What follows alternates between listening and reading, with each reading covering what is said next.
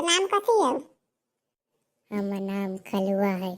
खलुआ, हम खाते हैं हलवा। ए कलवा, तू कहाँ से ले रे? तो घर कहाँ?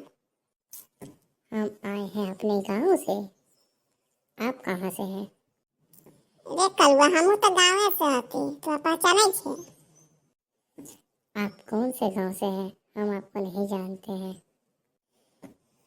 हम बम्बे से थे रे कलवा। हम कलकत्ता से हैं भैया।